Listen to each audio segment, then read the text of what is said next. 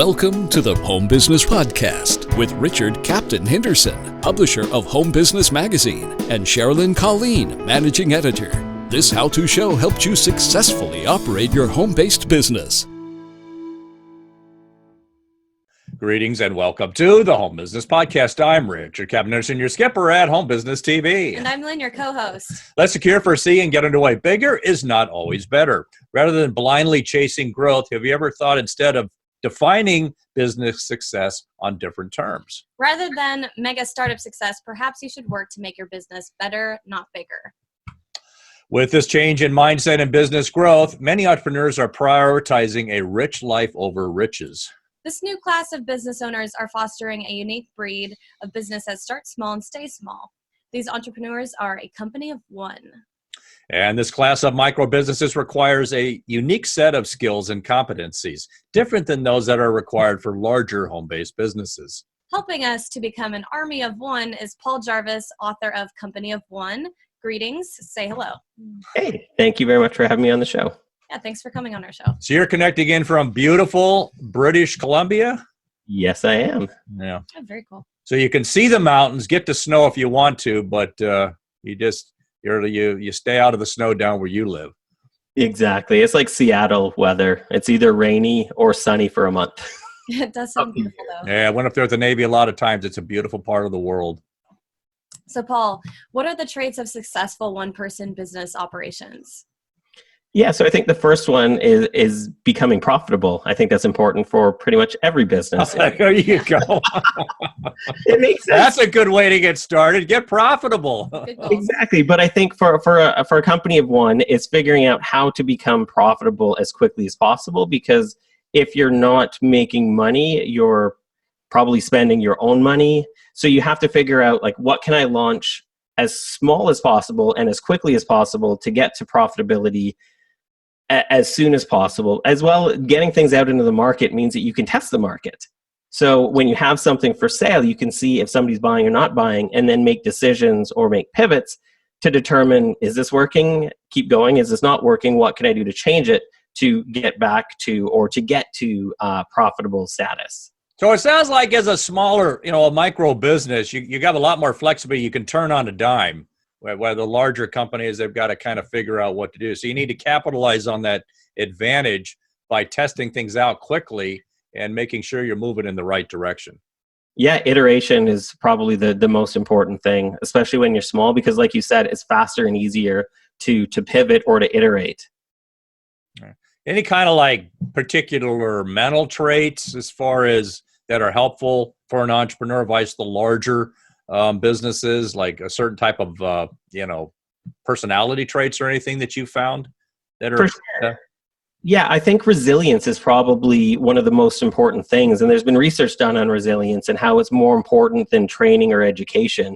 And I think resilience requires three things. And luckily, especially for me, they're not innate traits.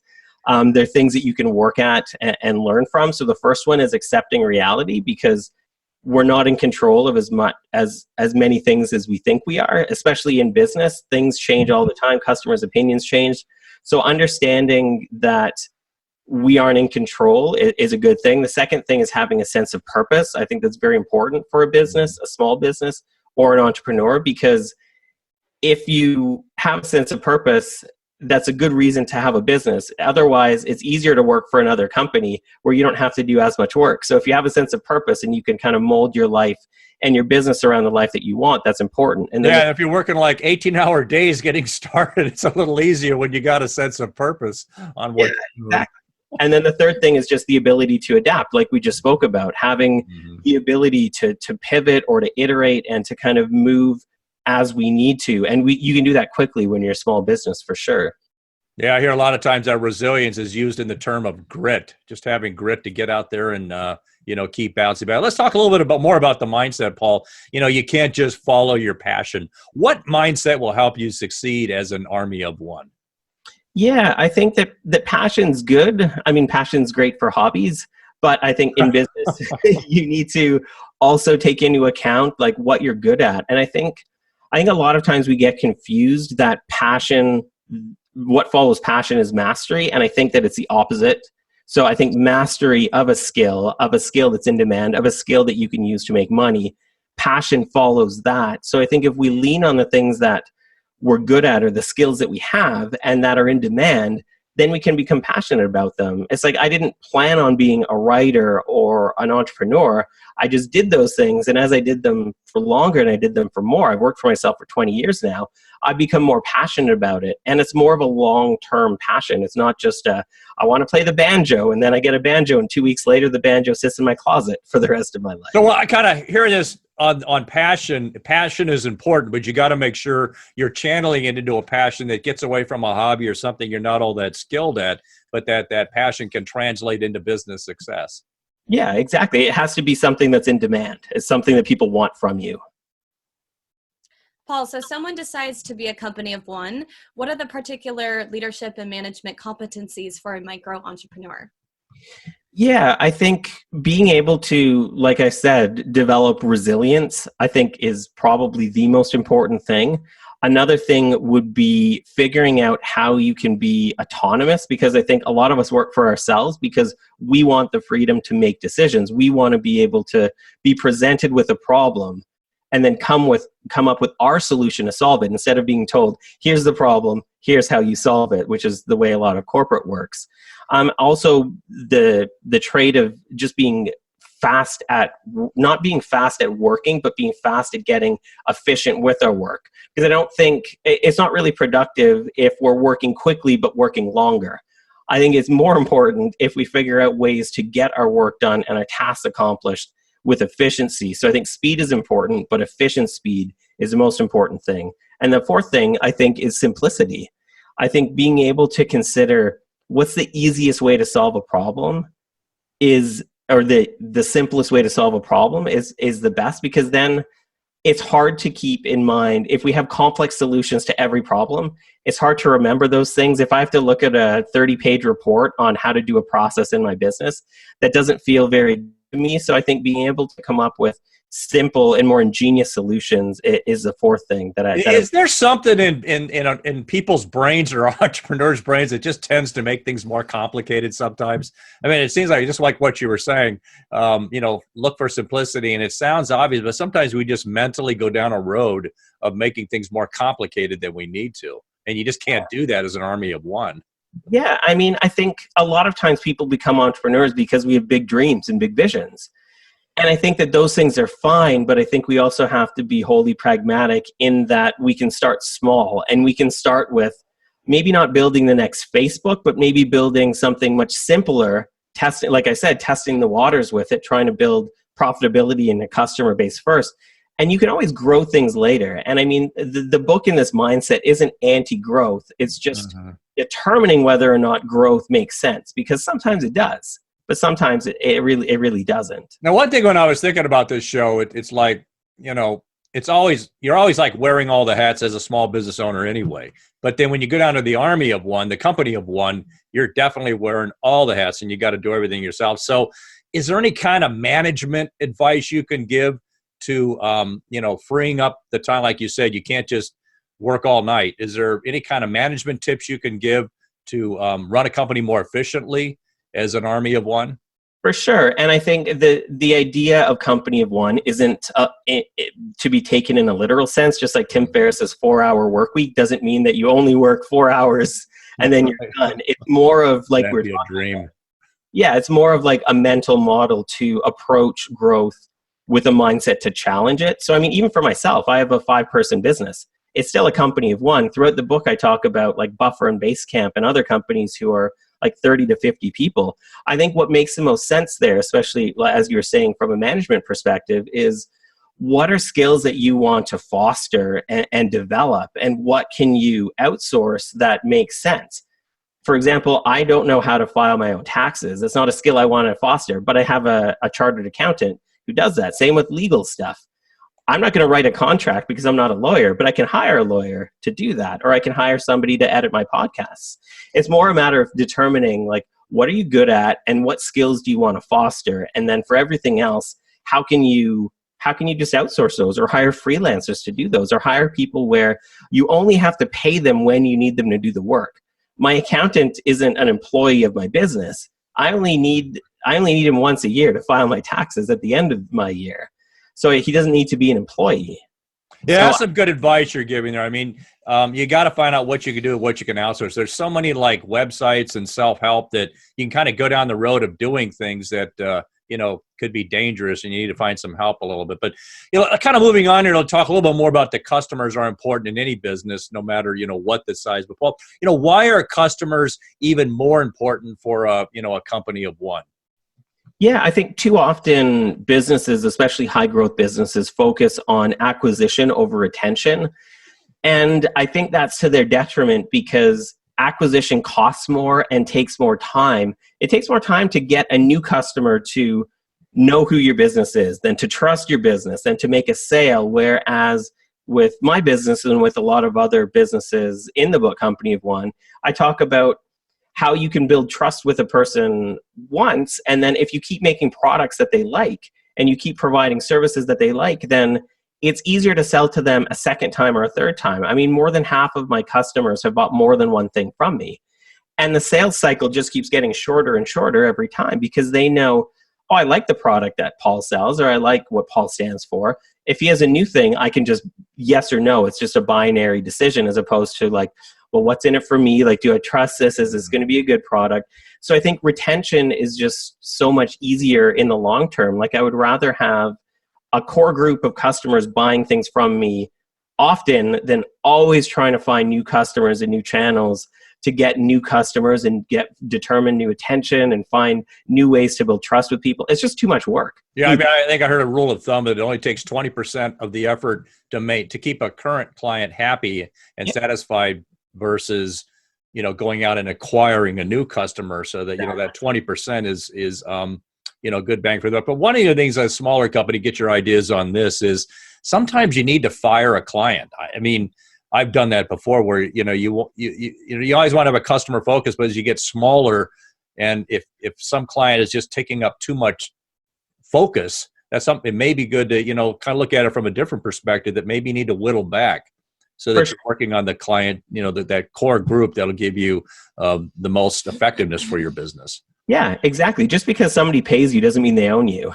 Luckily, that's not. Oh man, there's a lot of clients out there. I wish they would be listening to that. That's for sure. Yeah, and I mean, I fired clients as well, and I mean, it comes down to like, if it's not creating a win for both parties, it's not a good business decision to continue the relationship. Definitely. Now, developing a brand image for a business is critical.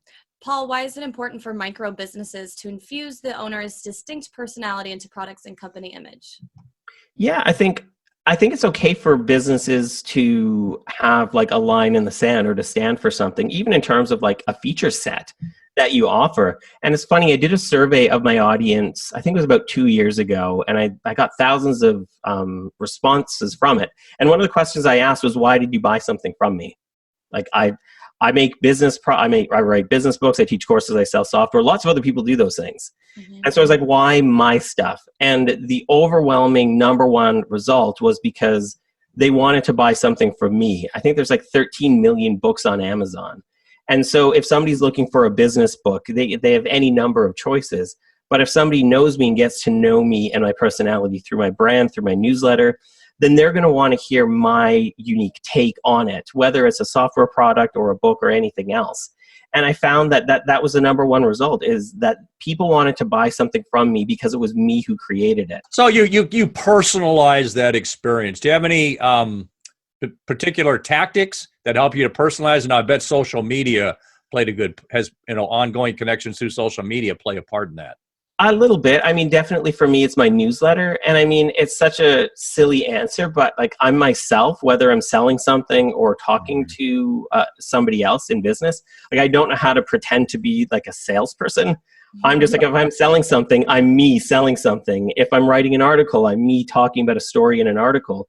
People resonate with that, but it's only a certain number of people. Like, I'm not trying to please everybody in the world. I don't know how to do that. I also don't know how to market to everybody on the internet.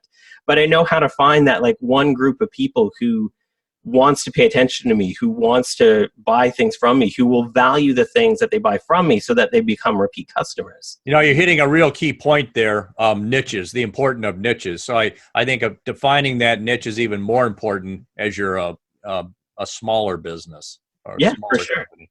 It's easier to get attention from people who show up in the same places or who pay attention to the same publications or hang out on the same social networks, for sure. Yeah, you're right there. Well, you know, Paul, transitioning existing customers into repeat customers is life or death for any company, no matter what the size. How can these entrepreneurs turn their businesses, these customers, into brand advocates for your brand? Yeah, I think it's a matter of creating a win-win. So business is really serving other people. So if you serve them well and effectively, they're going to tell other people. Like when I ran a service-based business, that my main way of getting new referrals was word of mouth. I always made sure I would rather spend time making an existing customer happy than spending some time doing the work and then the bulk of my time doing marketing. If I spend most of my time making a customer so happy that they're going to tell everybody they know about me, then that becomes my unpaid sales force, and that's really a beautiful. You gain some good leverage there. Yeah, for sure. And people, you're basically building trust by proxy, is what word of mouth is.